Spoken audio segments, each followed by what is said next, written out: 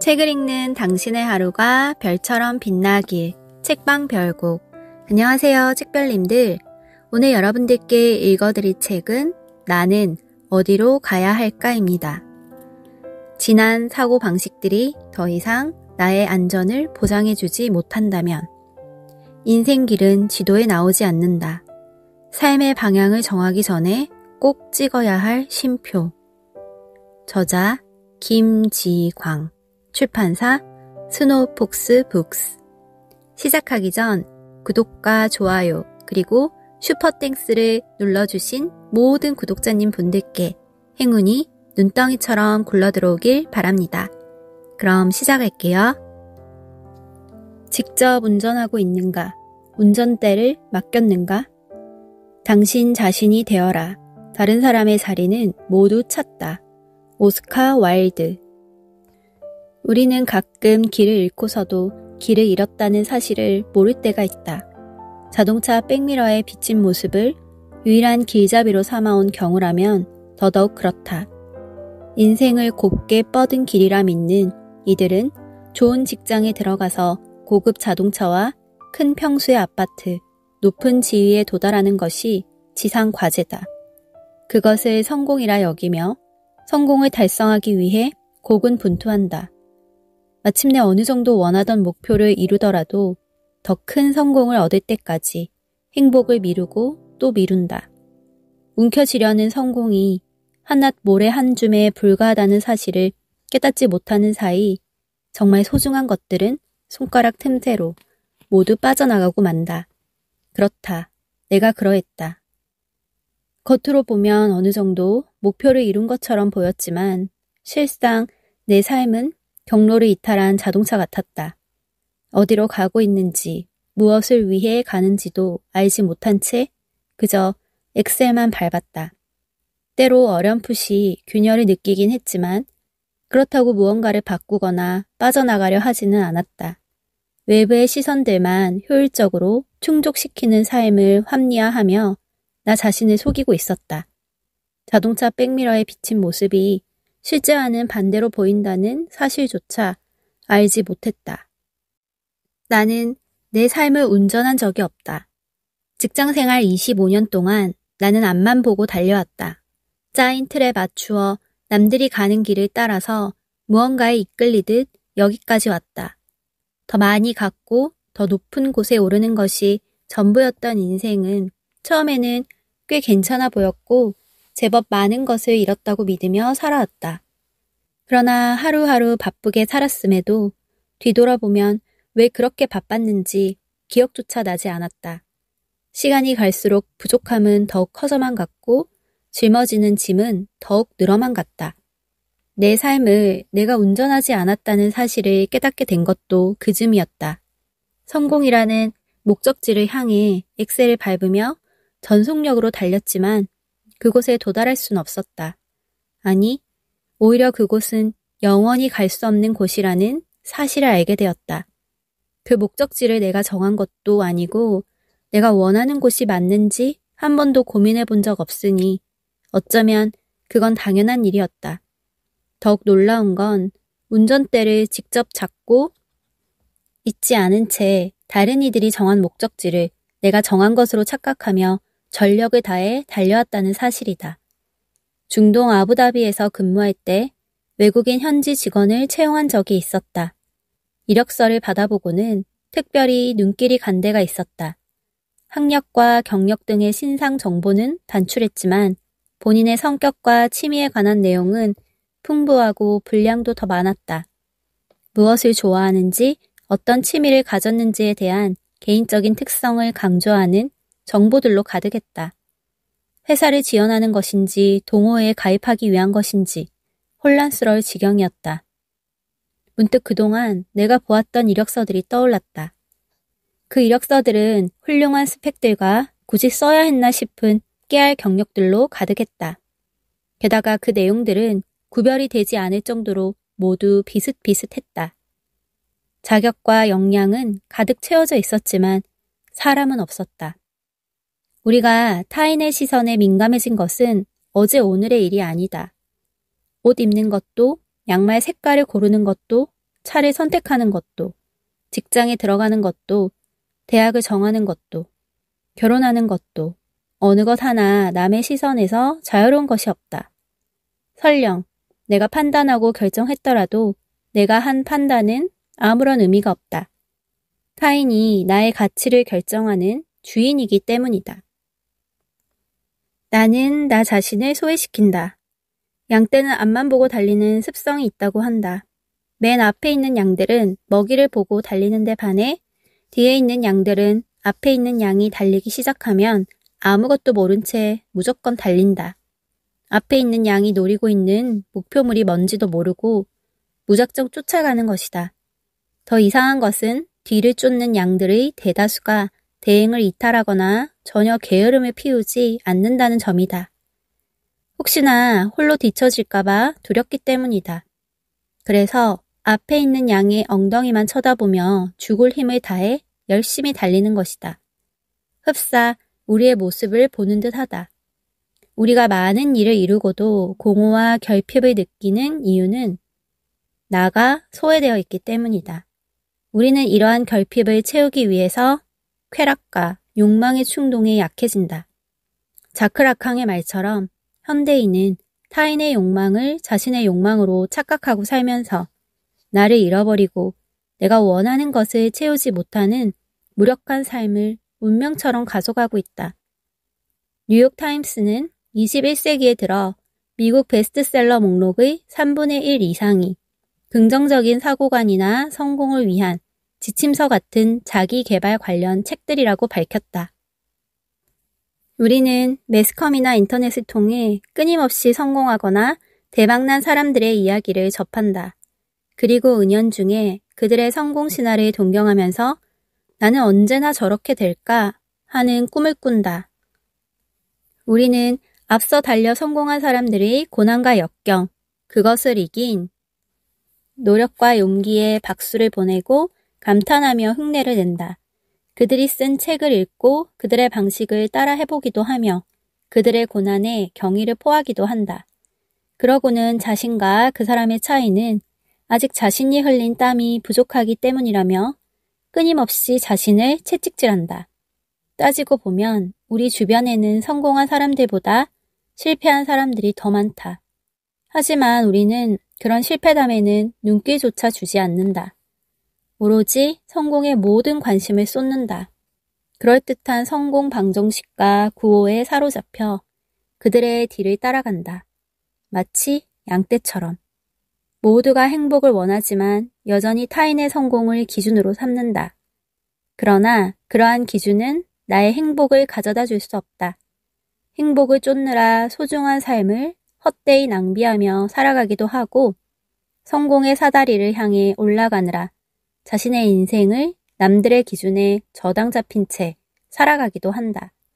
다른 일을 동경하는 삶을 살다가 마지막 순간에 가서야 중요한 가치를 희생하며 살아왔음을 깨닫는다. 사막에는 길이 없다. 뒤돌아보면 길은 모래바람에 사라지고 보이지 않는다. 인생의 사막도 마찬가지다. 길 하나 없는 그곳에서는 타인의 시선에서 벗어나 오직 자신만의 존재 가치와 소명을 발견해야 한다. 어디로 가고 있는지, 왜 가야 하는지를 잊지 말아야 한다. 그래야 방향을 잃지 않는다. 더 이상 타인의 갈증을 채우지 말고 자신만의 목적지를 향해 가야 한다. 3장. 원하는 길을 위한 6단계 자기점검법. 당신이 좋아하는 것을 알려면 당신이 좋아해야 한다고 세상이 말해주는 것을 그대로 받아들이지 말고 당신의 영혼이 늘 깨어있는 그것을 찾아야 한다. 로버트 루이스 스티븐슨. 1. 내가 누구인지 말할 수 있는 자는 누구인가? 섹스피어의 리어왕에서 리어왕은 첫째와 둘째 딸의 사탕 발린 거짓에 자신을 극진히 사랑해주던 막내딸 코딜리아를 쫓아낸 후 이렇게 절규한다. 여기 누구 과인을 아느니 없는가? 아, 나는 잠들었는가 깨어있는가? 아니면 꿈을 꾸고 있는가? 내가 누구인지 말할 수 있는 자가 없느냐? 그러나 진실의 눈을 떴을 때 그는 이미 광야를 누비는 광인이 되어 있었다. 리어 왕의 비극은 자신을 사랑하는 사람과 거짓으로 대하는 사람을 제대로 구분하지 못한 것에서 비롯되었다. 그렇지만 보다 근원적인 이유는 그의 절규처럼 내가 누구인지 알고자 하는 마음의 눈이 닫혀 있었기 때문이다. 영어 펄슨의 어원이 된 라틴어 페르소나는 가면을 뜻한다. 우리는 직장, 가정, 학교에서 다양한 페르소나를 가지고 있으며 내게 주어진 역할이 무엇인지 끊임없이 묻고 고민하는 존재다. 철학자 파스칼이 얘기했듯 자신이 누구인지 탐구하지 않고 살아간다는 것은 맹목적인 삶에 불과하다. 우리는 자신이 만들어 놓은 자아를 소중하게 여긴다. 그러나 그 자아를 만든 사람은 자신이 아니다. 어떤 사람이 되어야 하고 되지 말아야 하는지, 또한 어떻게 생각해야 하고 행동해야 하는지에 관한 기준은 다른 사람으로부터 온 것이다. 우리에게 요구되는 페르소나가 본연의 자신이라 착각하고 살 뿐이다. 우리는 자신이 누구인지 모른 채 그저 다른 사람이 되고 싶어 한다. 성공한 사람이 되고 싶어 아무리 흉내내려 하지만 절대로 따라할 수 없으며 성공도 불가능하다. 그 성공한 사람은 이 세상에 단 한 명밖에 없기 때문이다. 가장 실패한 인생은 자기 자신이 아닌 다른 사람들을 만족시키다가 끝나는 삶이다. 그렇다.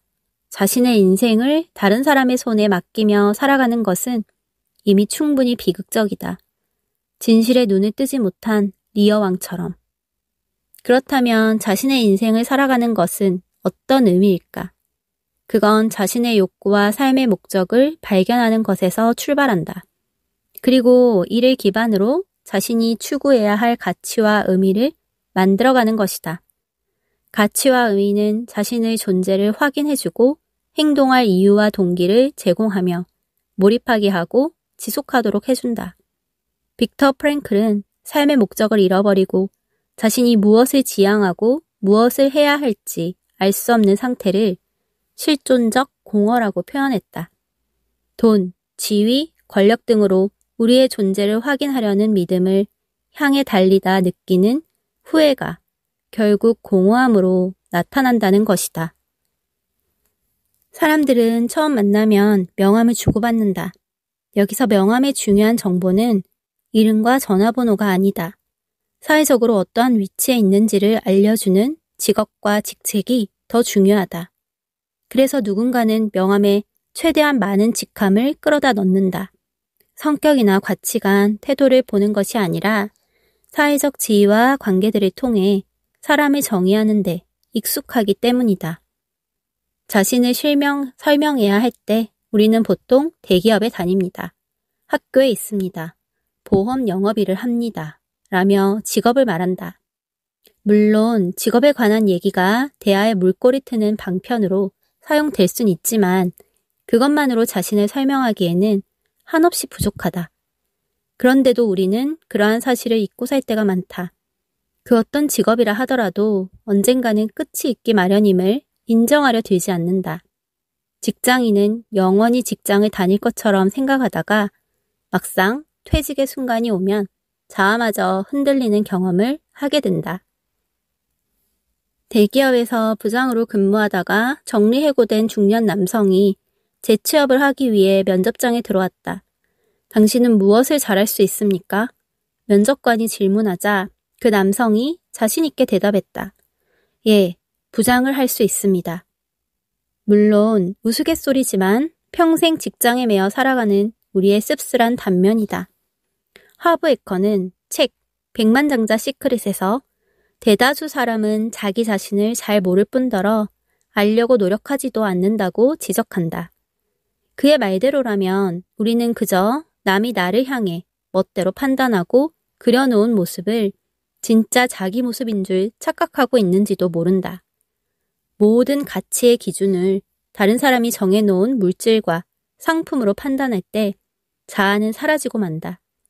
내가 입고 있는 옷과 타고 다니는 차, 집과 직장이 나를 평가하는 기준이 될 때 나라는 존재는 소외될 수밖에 없다.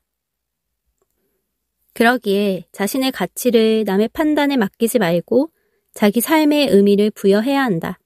자기 안에 숨어있는 진정한 나를 발견하고 스스로 의미를 부여하는 것이야말로 가장 중요한 일이다. 우리는 누군가에게 쓸모가 있어서 가치 있는 것이 아니다. 나라는 존재 자체로 이미 충분한 가치가 있다. 자기만의 재능을 외면하지 마라. 자신의 존재를 확인하기 위해서는 다음과 같은 질문을 끊임없이 던져야 한다. 1. 깊은 곳에 숨어있는 나만의 욕구는 무엇인가? 2. 무엇이 내 인생을 지배하는가? 3. 내가 행복할 땐 언제인가? 4. 내 강점과 약점은 무엇인가? 스스로 질문하는 과정에서 삶의 방향이 자연스레 정립되고 자기 재능이 무엇인지 발견할 수 있다. 자신의 재능을 파악하는 것은 생각보다 어려운 일이다. 만약 당신의 약점을 적어보라면 강점보다 훨씬 쉽고 빠르게 적을 것이다. 자기도 모르게 자신을 평가할 때 지나치게 비판적인 태도를 지니기 때문이다. 그런 태도가 타고난 강점과 재능을 외면하게 만든다. 우리는 성과를 좌우하는 것이 약점 때문이라고 인식한다. 학창시절부터 자연스럽게 약점을 발견하고 보완하기를 은연중에 강요받았고 사회에서도 그런 점들 때문에 고통받았다. 늘 자신의 부족한 점을 메워 남들처럼 닮아가려고 발버둥을 쳤다. 그러나 우리 사회는 각자의 강점들이 다채롭게 발현되었기에 발전해온 것이다. 각자가 좋아하고 잘할 수 있는 일을 함으로써 어제보다 나은 오늘을 만들어가고 있다. 마커스 버킹엄은 위대한 나의 발견 강점 혁명에서 20여 년간 성공한 사람들을 인터뷰한 결과 성공한 사람들은 약점에서 벗어나 강점을 재발견하는데 모든 것을 쏟았다는 공통점을 갖고 있었다고 한다. 그들은 약점을 고치기보다 강점을 강화하는 데 훨씬 많은 시간과 노력을 사용했다. 인생의 진정한 비극은 우리가 충분한 강점을 갖고 있지 않다는 것이 아니라 갖고 있는 강점을 충분히 활용하지 못하는 데 있다라는 벤저민 프랭클린의 지적이 이를 잘 설명해준다. 미국의 국민화가 애나 메리 모지스는 75세 때 버스 정류장에서 인생이 바뀌었다. 자신도 몰랐던 재능을 우연히 발견하게 된 것이다. 그녀는 버스를 기다리는 무료함을 달래기 위해 펜을 꺼내 손이 가는 대로 그림을 그리기 시작했고 그것을 본 사람들은 입이 마르게 그녀의 그림 실력을 칭찬했다. 소문은 금세 퍼졌다. 그러나 엄밀히 얘기해 그녀의 재능은 70세가 넘어서 갑자기 생긴 것이 아니다. 훨씬 이전부터 지니고 있었다. 다만 자신에게 그런 재주가 있었는지 몰랐을 뿐이다. 그러기에 잠재력은 지속해서 개발하는 것도 중요하지만 발견하는 것이 우선되어야 한다. 이미 어떤 능력을 지니고 있더라도 이를 사용하지 않고 내버려 두면 말 그대로 잠재된 능력에 지나지 않는다. 어떻게 해야 자기 재능을 발견하고 발휘할 수 있을까? 심리학자로서 오랫동안 잠재력을 연구한 윌리엄 제임스로부터 답을 찾아보자. 그의 처방은 매우 단순하다. 그건 바로 현실에 안주하지 말고 다양한 것들을 많이 시도해보라는 것이다. 그 이상도 아니고 그 이하도 아니다. 일단 시도해보고 실행에 옮겨봐야 잠재력을 최대한 개발하고 재능을 발견할 수 있다. 작은 일부터 시작하는 것, 시도할 만한 가치가 없는 것부터 시작하는 것이야말로 재능을 발견할 수 있는 단 하나의 유일한 방법이다. 내가 책을 써야겠다는 생각이 든 것도 어느 날 갑자기였다. 하루에 최소 3문장을 쓰겠다라는 작은 결심이 그 시작이었다. 책을 쓰기 위한 아무런 경험과 노하우가 없는 사람이 시도할 수 있는 방법은 많지 않았다. 그래서 선택한 매일 3문장 쓰기였지만 그것은 생각보다 만만한 일이 아니었다. 어떤 날은 갑작스러운 일로 경황이 없었고 또 다른 날은 퇴근 후 집에 돌아오면 책상에 앉을 기력조차 없었다.